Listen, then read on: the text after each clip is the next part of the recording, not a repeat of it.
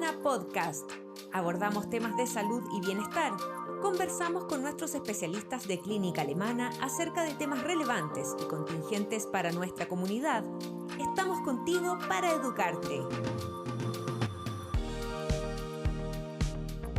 Bienvenidos a un nuevo Alemana Podcast. En esta ocasión conversaremos con la doctora Verónica Villarreal, médico residente del Servicio de Urgencia de Clínica Alemana y además pertenece al Departamento de Pediatría, con quien conversaremos de un tema de gran relevancia y preocupación, sobre todo durante el verano, que es la asfixia por inmersión. Bienvenida, doctora, muchas gracias por estar hoy con nosotros. Muchas gracias, buen día a todos. Doctora, para empezar, cuéntenos, ¿qué es la asfixia por inmersión? Bueno, la asfixia por inmersión es un proceso donde sucede una insuficiencia respiratoria que se debe a la inmersión de un cuerpo, ya sea infantil o adulto, en un medio acuoso. Puede ser agua u otro medio acuoso al final, ¿ya? Y secundario a esto se produce, como decía previamente, una insuficiencia respiratoria, se produce un ahogamiento, ¿cierto? Y eso repercute en distintos sistemas de nuestro cuerpo. ¿Y se puede prevenir el ahogamiento? ¿Cómo puedo prevenirlo? Por supuesto que se puede prevenir, ¿ya? Hay muchos métodos para prevenir el ahogamiento, ¿cierto?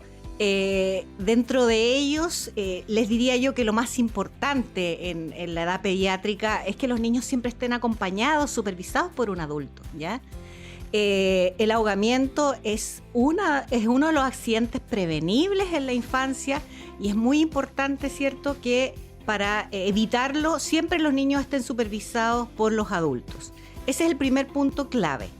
Los otros puntos que son relevantes para prevenir el ahogamiento es evitar, por ejemplo, que en las piscinas hayan dentro del agua juguetes o algún elemento atractivo para los niños que potencie que estos niños quieran entrar al agua, ¿ya? Sin supervisión de un adulto al final.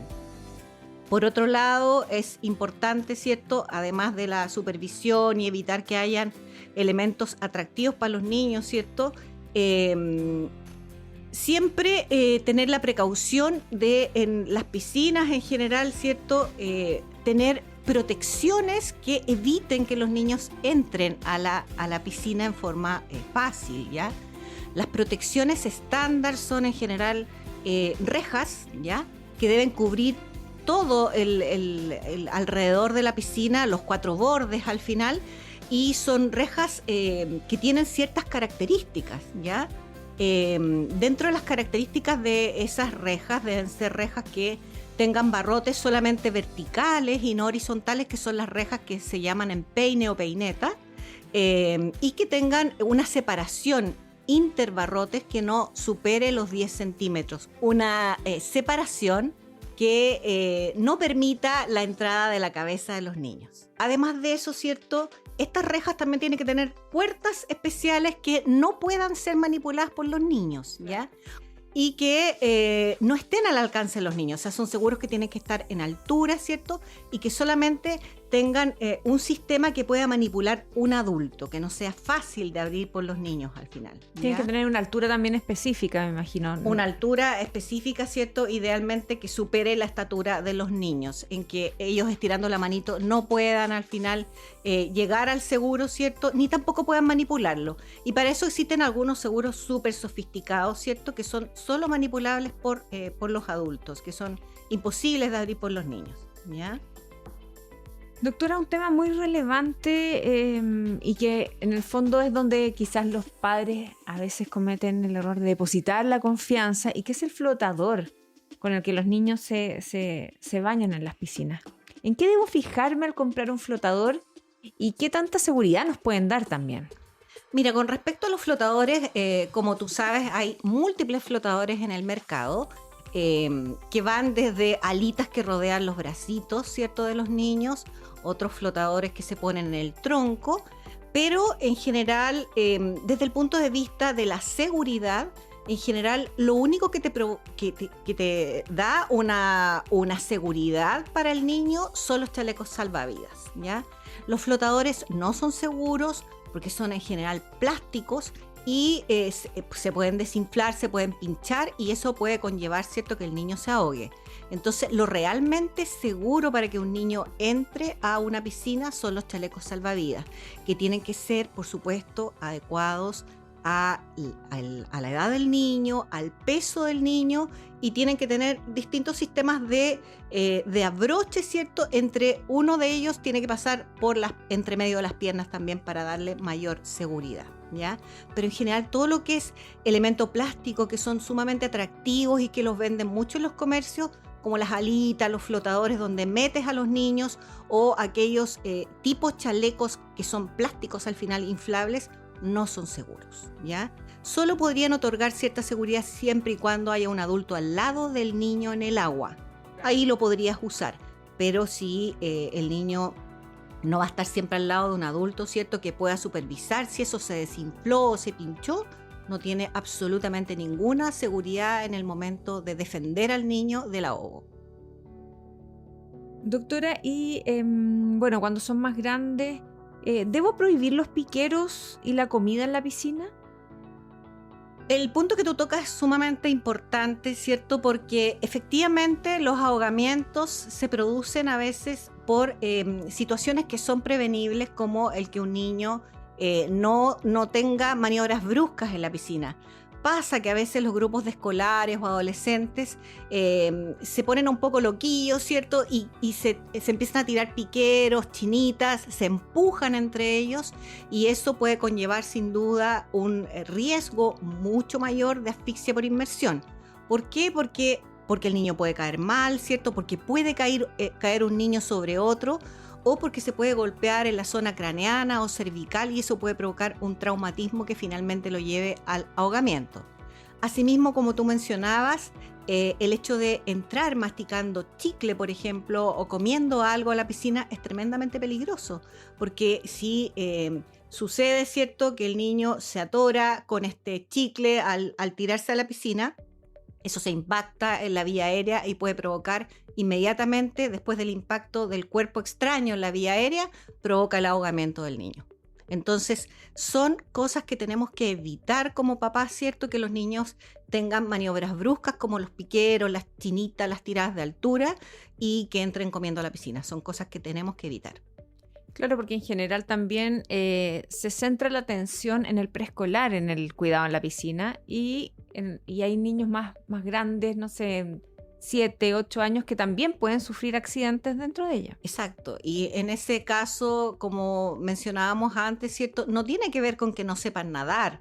Son niños que a veces sí saben nadar, los escolares y los adolescentes, pero se ven en estas otras maniobras, ¿cierto?, que son de peligro, como tirarse de altura, empujarse entre ellos o entrar comiendo. Perfecto. Doctora, ¿qué debo hacer en caso de caída al agua? ¿Cómo debo reaccionar? ¿Cuál sería como un protocolo rápido que debería seguir? Mira, ojalá los papás se dieran cuenta siempre, o los cuidadores se dieran cuenta siempre de la caída precoz de un niño al agua, ¿ya? Porque lo primero que hay que hacer encontrando un niño en el agua es sacarlo del agua, obviamente, y ponerlo en un sitio seguro, que es el borde de la piscina, el pasto, etcétera, pero sacarlo rápidamente. Ahora, si el niño está consciente, ¿cierto? Si justo tenemos la suerte de pillar que este niño se cayó al agua y es en forma precoz, los primeros segundos, lo primero que tenemos que hacer es tratar de sacarlo del agua, ¿cierto? Si el niño está consciente, podríamos eventualmente tirarle uno de estos flotadores tipo tallarín, por ejemplo, para que el niño se sostenga y traerlo al borde de la piscina y sacarlo. Eso si el niño está consciente. Pero en el caso de que encontremos un niño en el agua inconsciente, que es lo que sucede la mayoría de las veces, ¿cierto? Ahí idealmente un adulto que sepa nadar, que es importante ese punto, ¿cierto? Que sepa nadar, saque al niño, o usemos estos otros elementos de piscina que nos pueden ayudar a traer al niño hacia acá. Si es que hay solo adultos que no saben nadar, por ejemplo, con este otro elemento tipo paleta, ¿cierto? Podríamos traer al niño al borde de la piscina y sacarlo, ¿ya? Es muy importante que la persona que se inserta en el agua para sacar al ahogado, ¿cierto?, sepa nadar, porque si no tenemos lamentablemente 2 ahogados. Claro. ¿Y cuándo debo comenzar, por ejemplo, con la reanimación? Bueno, si este niño que sacamos de la piscina, ¿cierto?, viene inconsciente y no respira, después de ponerlo en un sitio seguro, debemos rápidamente comenzar con maniobras de reanimación, ¿ya? Los papás en general tienen que sacar al niño, como les decía, ponerlo en un sitio seguro, tratar de secarlo rápidamente, de estimularlo, pero si el niño no reacciona al estímulo, no responde a su nombre y ven los papás que no está respirando, no tiene movimientos en el tórax, no hace ningún tipo de movimiento con la nariz o la boca, ¿cierto? Ese es un niño que está probablemente en un paro respiratorio y tenemos que entrar rápidamente a hacer maniobras de resucitación o de reanimación cardiopulmonar, ¿ya? Ahora, ¿cómo hacemos las maniobras de resucitación cardiopulmonar? En general, después de verificar que nuestro niño, ¿cierto?, afectado, no está respondiendo, no está respirando, comenzamos a hacer maniobras de compresiones torácicas, ¿cierto?, para estimular la vuelta de la circulación y hacer ventilaciones también. ¿Cuánto debiera ser la frecuencia, por ejemplo, tanto en un niño pequeño, preescolar pequeñito, o más grande? ¿Varía la cantidad de compresiones y la cantidad de respiraciones que le damos boca a boca? Las respiraciones en general no varían, ¿cierto? Las compresiones son 30 con un ciclo de 2 ventilaciones por cada 30 compresiones. Eso en general se mantiene durante toda la edad pediátrica, por lo menos hasta los 8 años, ¿ya? Que son los grupos de más riesgo al final, ¿ya? Así es que en general debiéramos hacer compresiones 30 a 2. En el equipo de salud manejamos otro tipo de compresiones como las 15 a 2, pero esas son cuando son 2 reanimadores reanimando al niño afectado. Pero para efectos prácticos, los papás lo que tienen que recordar en casa es que tengo que hacer 30 compresiones, esas 2 ventilaciones, ¿ya? ¿Y cómo hacemos las compresiones? Que es la otra pregunta que hacen los papás. En general, si son los niños más afectados de este tipo de patología, de asfixia por inmersión, van más o menos entre el año y los 4 años. ¿Por qué? Porque desde el año ya caminan y tienen más riesgo y hasta los 4 años en general son niños que no saben nadar, ¿ya? Entonces ese es el grupo de más riesgo y regularmente en estos niños las compresiones debiéramos hacerlas, ¿cierto?, con la palma de una mano. Y para ubicar el sitio donde vamos a hacer las compresiones tienen que ubicar la zona mamilar de los niños, donde están las mamas, los pezones, donde los papás ven los pezones de los niños. En esa zona, justo en el centro donde está un hueso llamado esternón, vamos a hacer compresiones firmes, ¿cierto?, que compriman el tórax unos 3 a 4 centímetros y son 30 compresiones y luego 2 ventilaciones, ¿ya? La frecuencia de las compresiones debe ser rápida, más o menos son 2 compresiones cada 1 segundo. Perfecto. ¿Y hasta cuándo mantengo la reanimación? La reanimación debiera mantenerse hasta que el niño reaccione, ¿cierto? Ya empiece a llorar, a respirar y rechace las maniobras de reanimación por sí mismo, porque ya reaccionó, o hasta que llegue la ambulancia, ¿ya? Como papás no deben dejar de reanimar a su hijo hasta que llegue personal capacitado o hasta que el niño reaccione. Seguir. Y si está solamente inconsciente, pero vemos que respira, que tiene pulso y no reacciona, ¿qué podemos hacer ahí? En general, estimularlo al final. Si está pobre de conciencia al final, ¿cierto? Probablemente se vio afectado por un casi ahogamiento, pero que no ha afectado la parte hemodinámica, como tú dices, tiene pulso y respira al final. Entonces, en ese caso, tenemos que mantenerlo en una posición adecuada, de lado, como para evitar que vomite y aspire, ¿cierto? Y abrigarlo, secarlo y mantenerlo en una posición de lado, como decía. Y de todas maneras, ¿cierto? Si es un niño que estuvo inserto en el agua y no sabemos cuánto tiempo, debe consultar a un servicio de urgencia. Perfecto. Aunque reaccione después. Aunque reaccione. Porque no sabemos qué secuelas podría haber tenido ese niño en el tiempo que estuvo inmerso en el agua al final. Entonces es importante que todo niño que sufre un ahogamiento o un casi ahogamiento, ¿cierto?, consulte en un servicio de urgencia para ser evaluado por el médico que esté de turno. ¿Qué pasa, doctora, con esas protecciones de piscina que a veces algunas casas lo tienen, que son como unas mallas que cubren la piscina en el fondo, en general durante el año, en invierno? ¿Hay riesgos ahí también? Mira, hay otros sistemas de protección como son los cubrepiscinas, ¿cierto?, que tú mencionas, las alarmas también. Son sistemas adicionales, ¿ya? Y todos te proporcionan un cierto grado de seguridad, sobre todo si están en conjunción con otros. Sin embargo, como repetimos siempre los pediatras, el mensaje es que siempre los niños deben estar supervisados por un adulto.